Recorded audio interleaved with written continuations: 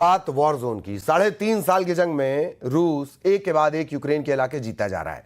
दावा किया गया कि रूस ने पूर्वी यूक्रेन का किला कहे जाने वाले एक शहर पर पूरी तरह कब्जा कर लिया है, इसकी वजह से जेलेंस्की के साथ साथ ट्रंप के भी होश उड़े हुए हैं। जेलेंस्की अब ट्रंप से कह रहे हैं कि रूस को 50 दिन का अल्टीमेटम देना बहुत बड़ी गलती साबित हो रहा है।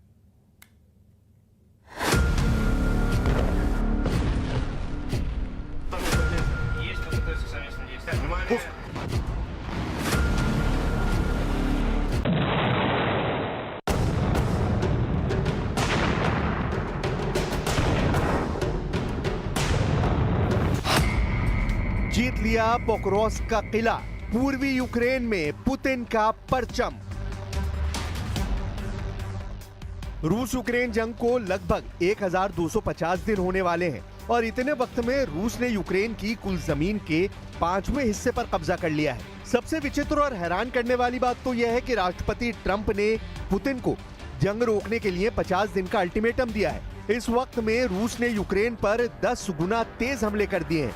खासतौर से पूर्वी यूक्रेन का किला कहे जाने वाले पोक्रोव्स्क शहर पर रूसी सेना ने एक बड़े हिस्से पर कब्जा करने का दावा किया है। इधर यूक्रेनी सेना अमेरिका और नेटो के चक्कर में इस तरह से फंस गई है कि उसे समझ ही नहीं आ रहा कि रूस के हमलों से निपटे या फिर रूस पर जबरदस्त पलटवार करें। हम आपको दिखाने जा रहे हैं कि इस वक्त राष्ट्रपति जेलेंस्की का यूक्रेन दो ताकतों के बीच बुरी तरह से पिस रहा है। हम शुरुआत करते हैं पिछले 24 घंटे में रूस यूक्रेन जंग में कैसे रूसी सेना बाजी मारती नजर आ रही है। रूस ने जीता पोक्रोव्स्क का किला, 24 घंटे में 1220 यूक्रेनी सैनिक। इस वक्त यूक्रेन दो तरफ से बुरी तरह से मारा जा रहा है।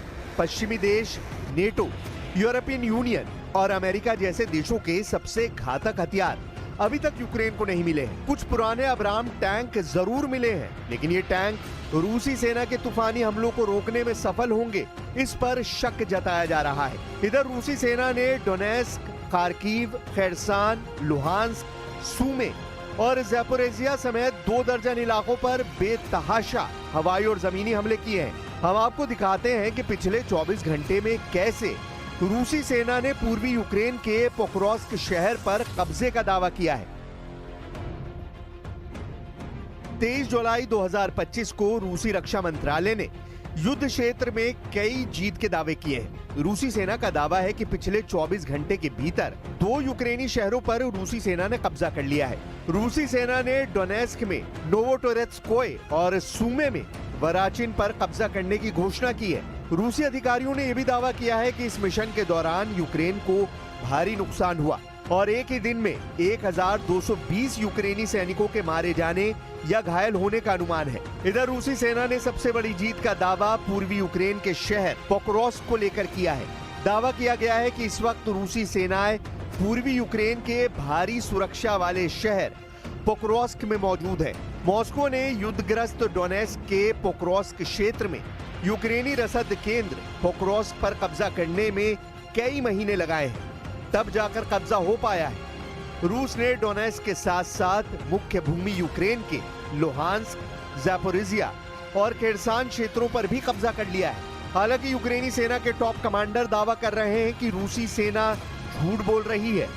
यूक्रेन के पोक्रोव्स्क शहर पर अभी भी यूक्रेनी सेना का कब्जा है। The United States and the allies of the United States who also provide this long-range weapons to the Kyiv regime, they must understand that we would be ready to use any means not to allow them to succeed in what they call strategic defeat of 100% NATO पर होगा हमला, Putin के करीबी का दावा। रूस Ukraine जंग तीसरी जंग में बदल चुकी है, ये कहना जरा भी गलत नहीं है। इस वक्त यूक्रेन के पास हारने को कुछ भी नहीं बचा है, जबकि दूसरी तरफ ट्रंप की शह पर नेटो और यूरोपीय देश रूस पर हमला करने की तैयारी में जुट गए हैं। लेकिन 41 महीने से ज्यादा वक्त से जंग कर रहा रूस अब नेटो और पश्चिमी देशों को अपने टारगेट पर ले चुका है। पुतिन के करीबी दिमित्री मेदवेदेव ने जो दावा किया है वो चौंकाने वाला है। यूक्रेन युद्ध बढ़ा तो पश्चिमी देशों पर हमला करेगा रूस। पूर्व रूसी राष्ट्रपति की धमकी से तीसरे विश्व युद्ध की आहट साफ सुनाई दे रही है।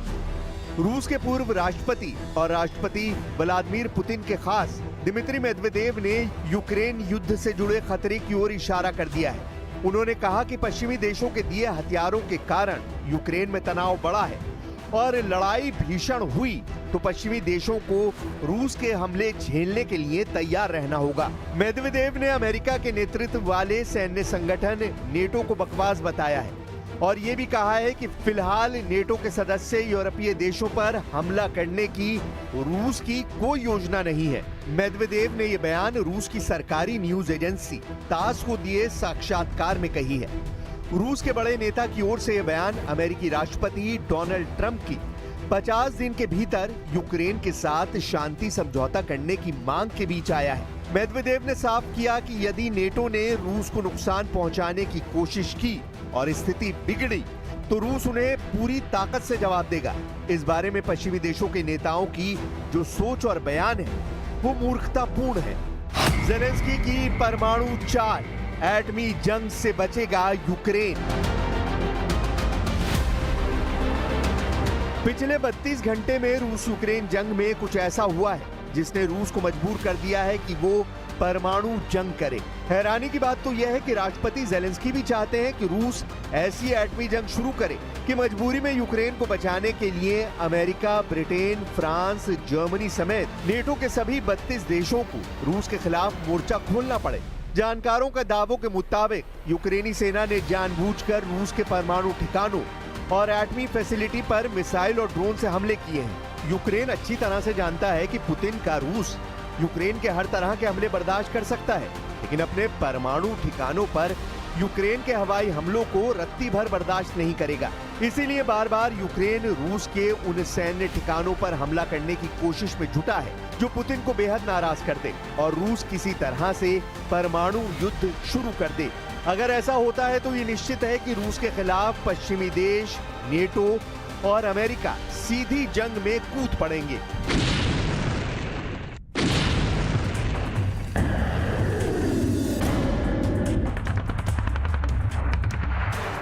इधर रूस पिछले 10 दिनों से यूक्रेन पर बेहद तेज रफ्तार हमले कर रहा है। दावों के मुताबिक रूस इस वक्त ईरान निर्मित शाहिद 136 ड्रोन, इस्कंदर एम मिसाइलों, सुखोई सीरीज के लड़ाकू विमानों, टीयू सीरीज के बम वर्षकों से बेहद सटीक हमले यूक्रेन पर कर रहा है।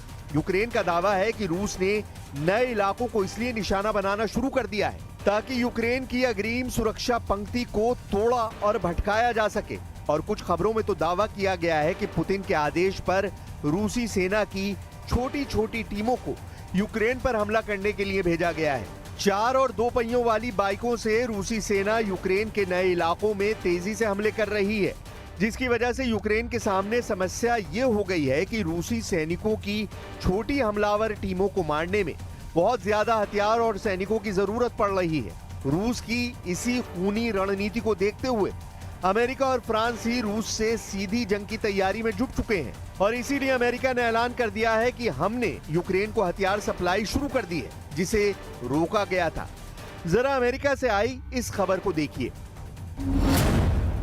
अमेरिकी अधिकारियों ने रॉयटर्स और एसोसिएटेड प्रेस को बताया कि अमेरिका ने यूक्रेन को तोपखाने के गोले और मोबाइल रॉकेट आर्टिलरी मिसाइलों की आपूर्ति फिर से शुरू कर दी है।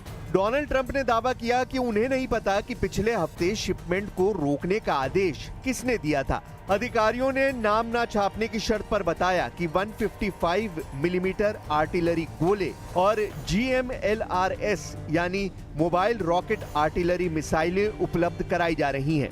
पिछले हफ्ते रोकी गई शिपमेंट में 30 पेट्रियट मिसाइलें, 8,500 155 मिलीमीटर आर्टिलरी गोले, 250 से ज्यादा सटीक GMLRS मिसाइलें और 142 हेलफायर हवा से सतह पर मार करने वाली मिसाइलें शामिल थीं। हैरानी की बात तो यह है कि अमेरिका के राष्ट्रपति के आदेश नहीं देने पर भी यूक्रेन को हथियार सप्लाई किसने रोकी, इसका सही पता अभी तक नहीं चला है। फिलहाल यूक्रेन को हथियार सप्लाई शुरू हो गई है। इधर कुर्स्क से लेकर खार्किव तक भयंकर हमले हो रहे हैं। यूक्रेनी सेना भी रूस पर हमला कर रही है। रूस के रक्षा मंत्रालय के मुताबिक उसके एयर डिफेंस सिस्टम ने रात भर में 6 रूसी क्षेत्रों में 71 यूक्रेनी ड्रोनों को तबाह कर डाला है। जबकि 49 ड्रोन को रूसी सेना ने कुर्स्क क्षेत्र में मार गिराया है। रूसी सेना के 1.5 लाख सैनिक, 3000 टैंक और 5 ब्रिगेड इस वक्त यूक्रेन पर चारों तरफ से हमला कर रहे हैं। सबसे हैरानी की बात तो यह है कि रूस लगभग 1250 दिन से ज्यादा की जंग में यूक्रेन के 1,61,000 वर्ग किलोमीटर इलाके पर कब्जा कर चुका है, जो लगभग यूक्रेन की जमीन का 25 से 27% बैठता है। लेकिन उसके बावजूद रूस रुकने का नाम नहीं ले रहा है। रूस ने यूक्रेन में मौजूद अमेरिका और यूरोप के एयर डिफेंस सिस्टम को चुन चुनकर मारना शुरू कर दिया है।